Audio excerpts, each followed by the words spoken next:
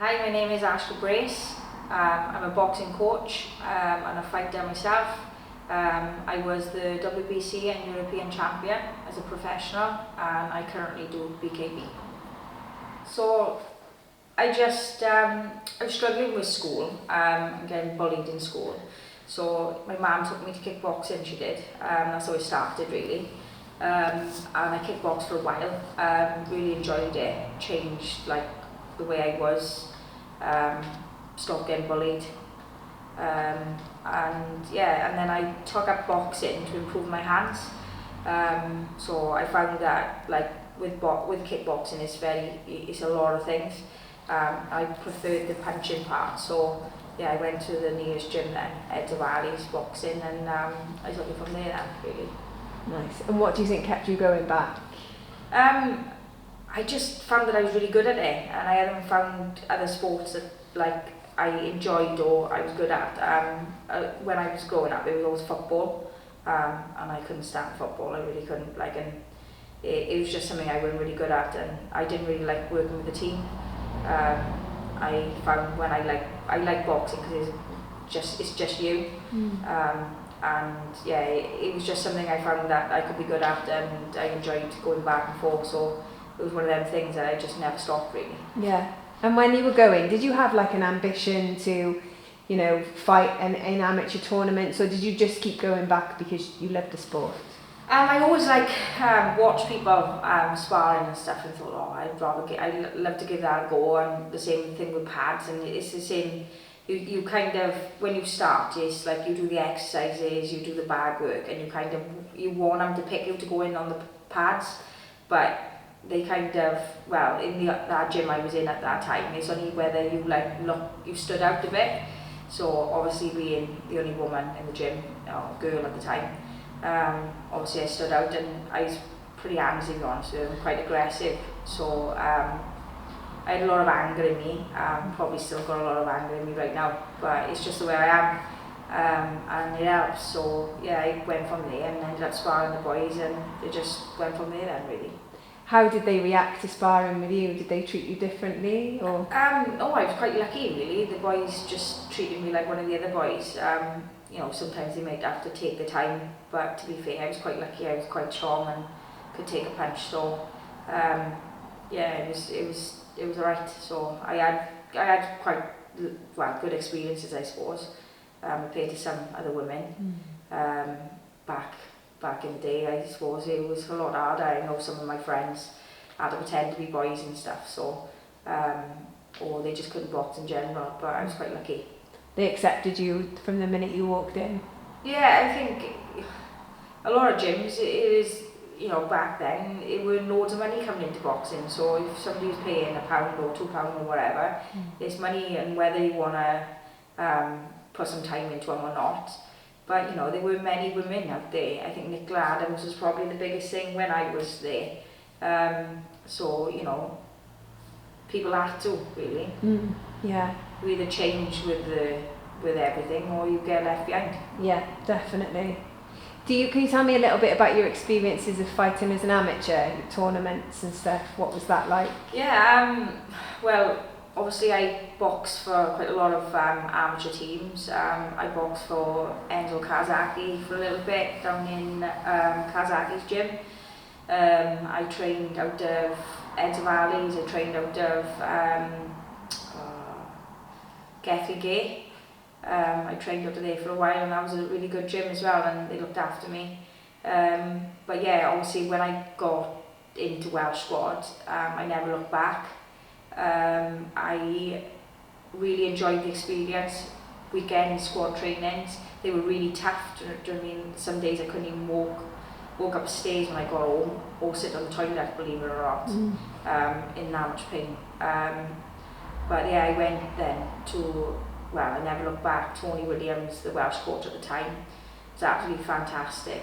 He treated the girls just as the same as boys, and there's a lot of coaches these days in Welsh squad that don't, and he was absolutely fantastic, and do you know what I mean, he was the reason why I absolutely adored going to Welsh squad and going fighting. So I took myself to Tovai Mori, as really he was coaching at the time, So I went to squads, finding squads easy because he was training us like that in the gym. Yeah. And that's when I went to 51 kilos training for the Commonwealth Games. But I travelled the world with Welsh squad, and I'm really lucky. Like Tony took me to the youth Europeans and I had a bronze medal, should have been silver. I'm not sure about gold, but I definitely beat the Russian last 10 seconds. I was up by 4 points, she didn't put a glove on me, but yeah, apparently I lost. But it is what it is. I had a bronze medal, and I think I was the first one at that time from Wales, not just a woman from Wales, to come home with youth European medal. So it was quite good, and I've been travelled all the world, and my mum and dad didn't put money, didn't have to put their hand in their pocket like for me, so which was fantastic experiences. Yeah. How old were you at that time? So I got picked for the elite Welsh squad at 15, and yeah, so I literally boxed for Wales from 15 and travelled the world. I went to Barbados when I was 18 for the World Championships. Didn't win, but you know, I went, and I can say I went and I experienced it. I seen Katie Taylor box live out there. Wow. And yeah, it's been some amazing experiences. I can say that I've done. So Yeah, yeah. What was your experience then from going from the amateurs to the pros, and what was your kind of thinking around that time? Obviously, I didn't really have much choice. I didn't go to the Commonwealth Games the week before. I got taken out of it, saying that I was a professional kickboxer, which I wasn't. My bags were packed and I was going. And I do think I could have beaten Nicola Adams, and I think I would have won the gold medal. And if I didn't win a gold medal, I definitely would have won a medal. It would have changed my life. Jaguar was actually sponsoring me. I just needed to come home with a medal. So yeah, my life kind of changed upside down from there. Fell out of love with boxing, didn't know what to do really. Didn't really want to watch my mates box in Commonwealth Games because I was furious really and angry because it should have been me there as well.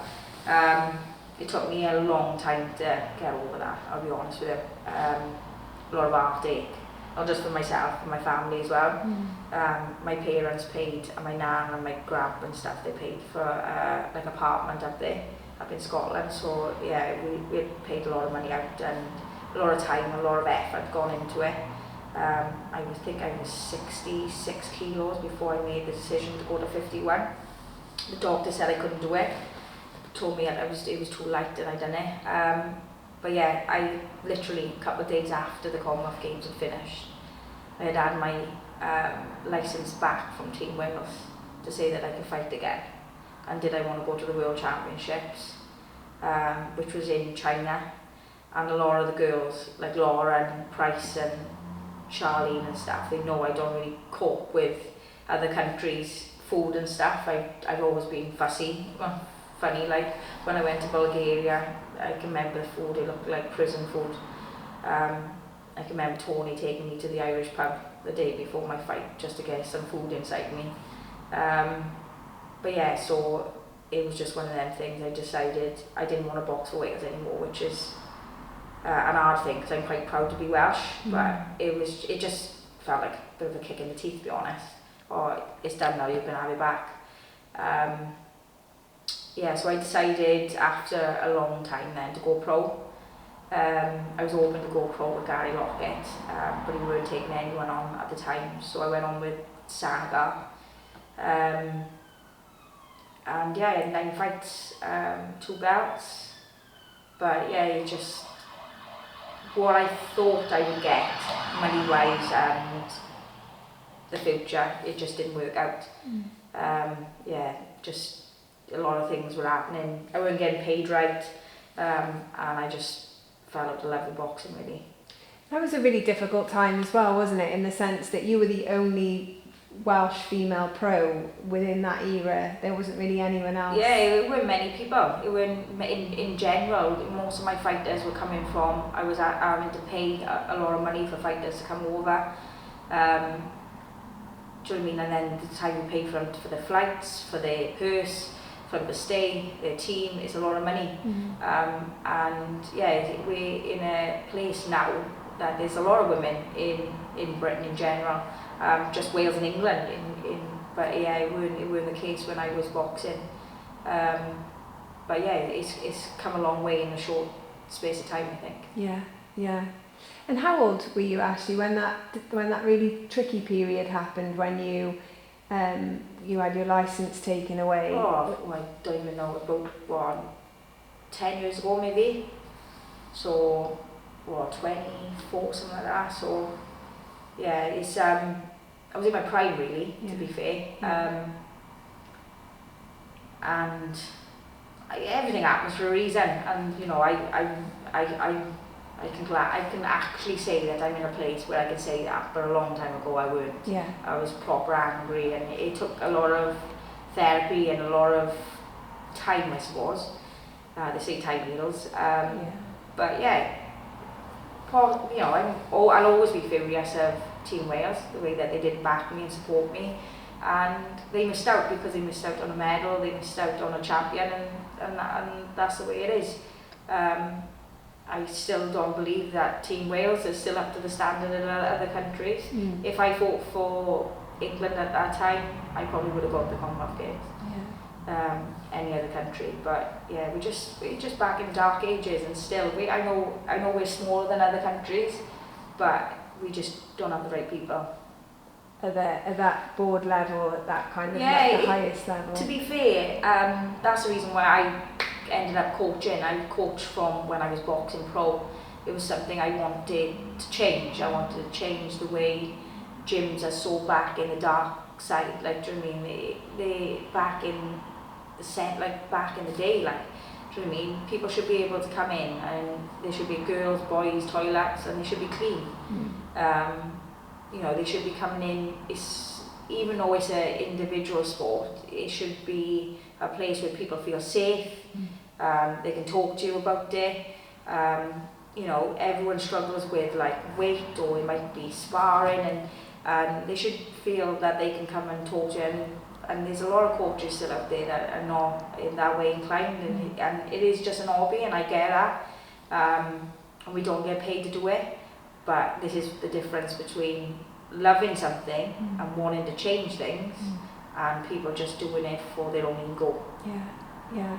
And in a way, I'm not trying to silver line in a really difficult time that happened in your life, but had you not have had that experience, you wouldn't be able maybe to change the lives of so many people now that you get definitely, to work with. and I can advise, and I've learned a lot from myself, from my situations, to help the kids that come through the door, and the adults that come through the door, that I can help, you know, with my talking to them about mental health, being open and honest, that I take tablets every day in order to control my moods and my depression, because it was days I didn't want to get out of bed. There's some days that I still don't want to get out of bed, and I think people hide behind it. You know, my cousin killed himself. There's a lot of things, and I was back, you know, after the Commonwealth Games, I tried to kill myself.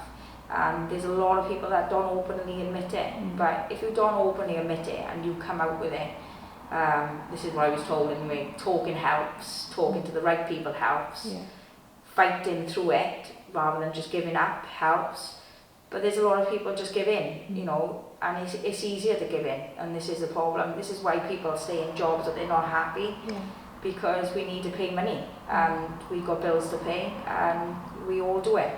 But yeah, it's a fight constantly in life, and I don't think our world helps either, because we're constantly fighting for things. Yeah.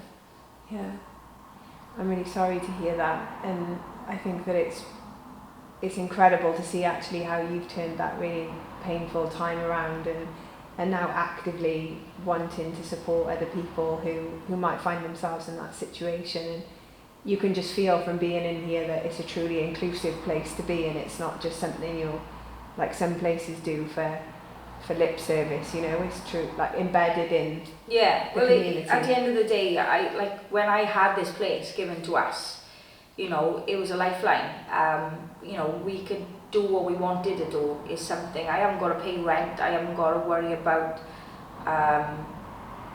delivering for a certain amount of people. just boxers only. There's a lot of clubs that just do boxers only, and that's fair enough, and that's fine. You can only take so many on. You know, we have to limit ourselves as well, down to, we only got so many coaches and there's only one of me. You know, I wish there was another couple of robots of me and all saying the same thing. It would make my life a lot easier.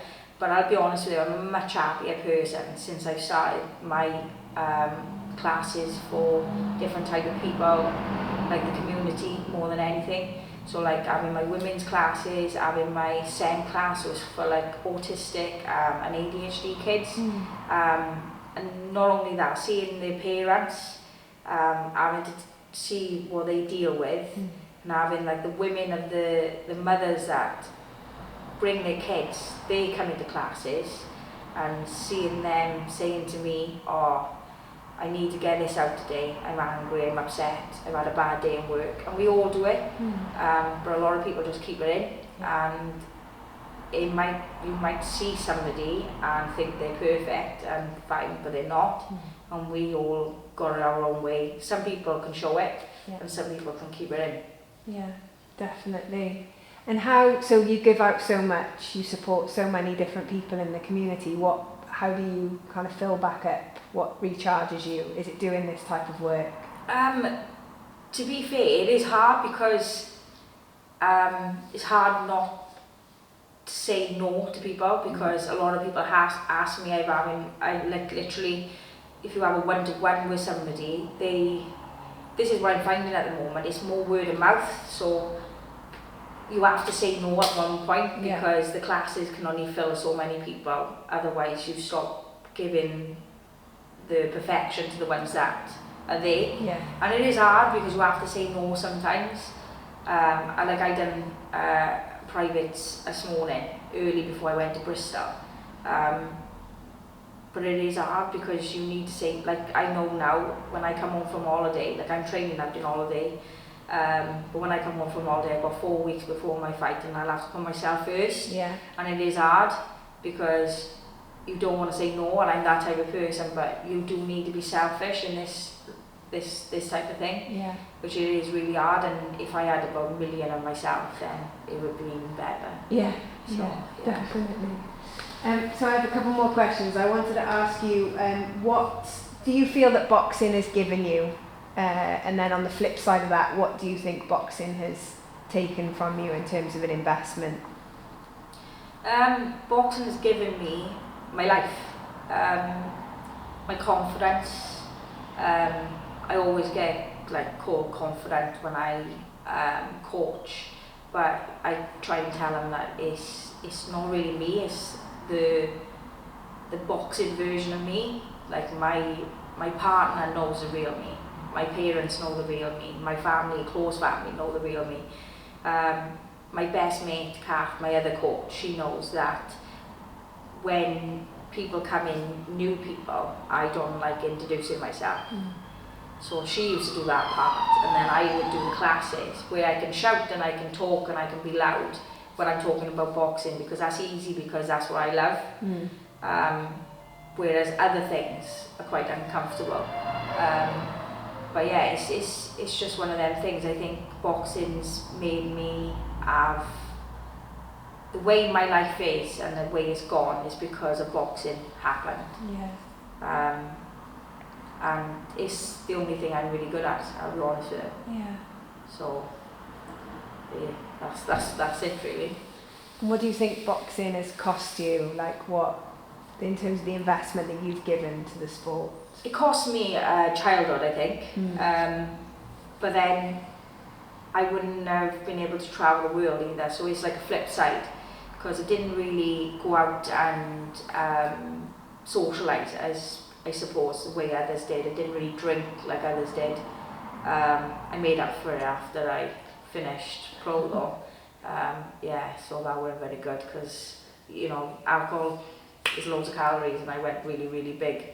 But yeah, it's I suppose boxing kept me on the straight and narrow.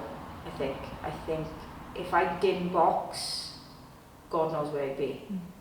Because the people that I used to bother with in school, they probably, most of them haven't got jobs, they got like 5 kids, I'm not saying that I would have been like that, but you know, my mum, dad and my nan did bring me up and my gran the right way, but I think it's easier to get sucked into all that. I think because I was away every weekend in squad and kept my weight down, training, I think it gave me a purpose.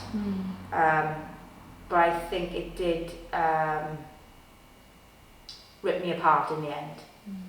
And I think it took me a long time to recover. From thinking somebody telling you're gonna have something, and it's there, just about to reach it, and it just gets taken away from it. So I think, it's a good and bad relationship when I talk about my past. And it's quite deep, really. And if my dad was on camera, he'd be crying his eyes out about the Commonwealth Games, I'll be honest with him. It's cruel, actually, it is, because you mentioned about anger, and it's hard not to be angry at that sense of injustice, I think. Yeah, it just takes time, doesn't it? Do you know what I mean? It's the way I see it, sometimes things happen for reasons, and sometimes it doesn't, you know. I wanted that fight with Nicola Adams as a pro when she turned pro. It never happened. Whether or not I believe that my manager tried to fight to get that fight, or whether he was paid off, I don't know. There's a lot of things that come to light afterwards. But it's just the way it is, do you know what I mean? Could I have been the Ashley Brace? It wouldn't have been the Nicola Adams show. You know, would I have been on Lucas 8? Do you know what I mean? But a lot of things come down to that I'm Welsh. And I'm proud to be Welsh. My dad is half English, so he wanted me to fight for England. I didn't have none of it. I wouldn't have none of it. I was proud to be Welsh. But to be fair, I think a lot of it comes down to being Welsh. That support system wasn't there for you? In general, I just think with GB, you're fighting against it. A couple of our boys have, have been lucky enough to get into GB, but they've had to have big fights. So it is a challenging world in boxing. I don't think it's just boxing, I think it's all sports. I think we're just always behind. We're a small nation, aren't and we? not only behind, I think if your face don't fit as well, so. Sport feel. It is, it's shocking, it is. So I wanted to ask you, what role does boxing play in your life now? Obviously, tell us a little bit about this place and your new company. Yeah, so boxing is my life. I've made in my life. So literally I run classes all night I say, every night of the week, say Monday to Thursday. I do one-to-ones, I offer them because a lot of people don't like to come in with other people. And then I got a lot of fighters that want to get to their full potential and they need one-to-ones. We have about 20 fighters through AB Boxing. Might be more now because our little ones are coming through ready to fight. So on the books is probably about 20-25 that are fighting for Welsh boxing.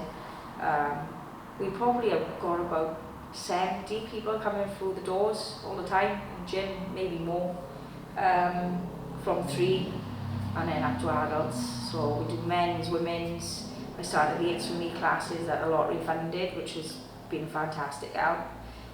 So we run the women's, the SEN for autistic and ADHD kids, which is such a brilliant job to see kids come in here that don't speak, be able to shout box and make noises when they punch in the bags, which is fantastic. It's lovely to see the parents cry, knowing that you're doing something really good. And then we got the kids that come here that have been bullied in school, or maybe overweight, or just looking for confidence. We've got a couple of kids actually that have come into the boxers class because they've picked it up. It's a free class, and then they've come and they've tried it, they like it, and they've stayed for our other classes. So yeah, it's fantastic. And we got one of my other coaches, Dean. He's running the men's class. I started it off and he took it over from me. just so I can play rugby on a Wednesday for Unstey. So yeah, so it's another thing I do as well. Amazing. And my very, very final question is, I just wanted to ask a little bit about where your thoughts are on the evolution of women's boxing. Obviously, the last time I met you was in 2018. The sport was kind of not really growing much at that time, and I wondered what your thoughts were on the sport now. I think the sport has evolved a lot. I think Jake Paul, I've got a lot to answer for this, to be fair. With the Katie Taylor and the Serrano fight, well, the 3 fights, especially with it being on Netflix and stuff, I think it's broadened people's horizons, I suppose, and it's out there, so you can't shy from it and say, oh, I ain't paying for Sky Sports to watch that. It's on Netflix, it's free, because most people got a Netflix membership, and I think it's just been done the right way, it's been advertised the right way. They put some fantastic fights on the bill. You had Chantal Cameron, which is so underrated, should have been fighting Katie Taylor, not Amanda again. And then you've got Savannah Marshall, which I also went to the Youth Europeans when I was there.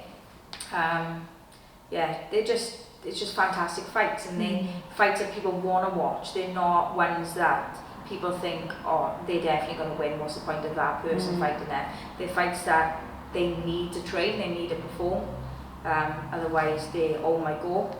I think that's what people want to see. And then obviously you get some men that are like, oh, I ain't going to watch this, women shouldn't be fighting, we should be at home cooking and cleaning. Lots of coaches have said that to me, some in Welsh boxing. So it's one of them things, but I think the standard of women's boxing has improved so much. But I think it's always been there, it's just they haven't been put in the right place. Yeah, and that's why I'm fighting for, that's why I've set my own company up to take it into schools, because I had a couple of girls coming through and they've been pushed into gymnastics or netball, thinking that boxing's not for them and boxing's for everyone. Which is crazy, because myself and my other coach are female. I think we're probably the ones that got the most female coaches.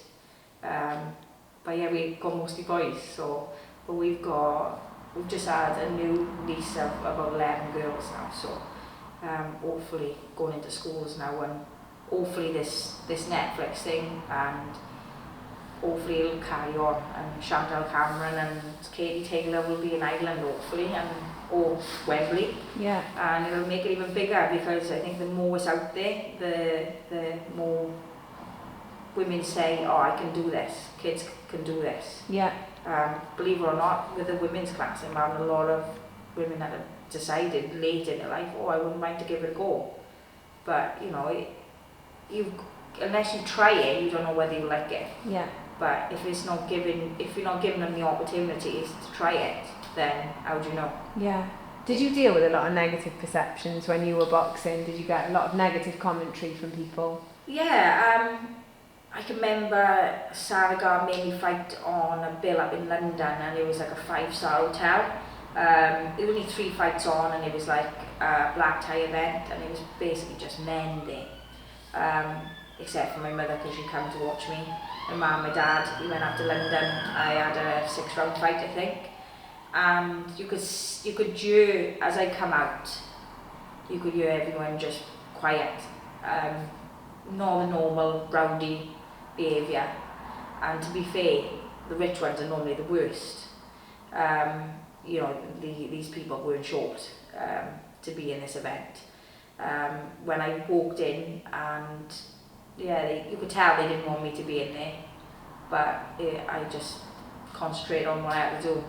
As soon as I hit her nose, hurt her, blood was going everywhere, they soon changed. They're all perspective, I think, or just the way they felt about it, because they seen blood, they were just turned into monsters, and they loved me. Everyone was like hugging me on the way out. It was absolutely bizarre. and then they see me just as a fighter. So yeah, I've had a lot of hate, I would say, probably through Facebook as well. At one point I had to like tell the police and stuff because I was having actually messages like pictures of myself winning like my belt, like from Ebervale, the WBC, and a man with a side of me that he had cropped apparently, and saying that he was going to kill me and stuff for being in a man's world in sport. But yeah, I think there's a lot. I think social media got a lot to answer for it, right? Because it's just easy. It's like keyboard warriors, as I call them. It's easy to like say something about somebody else. But yeah, I'm a true believer. If you want to do anything in this world, you can do it. But you just got to believe in yourself. There's some things like, you know, it is harder for women to do. I'm not saying that women should fight men. It's, you know, they're naturally stronger than us, and you know, for me to say that. But you know, there's some men that I can go in and do rounds and rounds and rounds with, but there's some men I'd be like, nah, no thanks, he's stronger than me. And that's the difference. Some women will literally say, I know I'm stronger than you, but it's not the case. And you've got to know that we're not trying to fight a man, we're trying to fight a woman, and that other person wants to do it as well, so I don't see the problem. But yeah, you'll always get somebody that doesn't want it. But I think the more the world changes, and like I said, it's visually seen on channels and things that people can openly see. It's the same as women's football in Wales. You know, they've done well. They got themselves there. And as long as it's on the channels, because normally it's not on the channels that anybody can get. So you know, it's got to be out there for people to see. Otherwise, how are you supposed to make role models for people, kids that are coming up, if you're not there?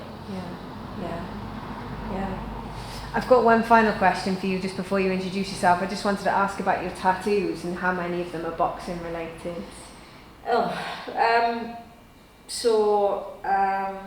a fighter. I fight for what I love, and what I love is a fight. I got my WBC belt, and then I got my European belt, and then there's an inside of a boxing glove with a butterfly. But yeah, because I wanted to show that boxing's not just, you know, the manly stinking gloves. It can be quite calm. Boxing's about precision. It's about hitting and not getting hit. Not the way I done it, mind, but the way I coach anyway. But yeah, most of them, they're just stories of my life and angel wing.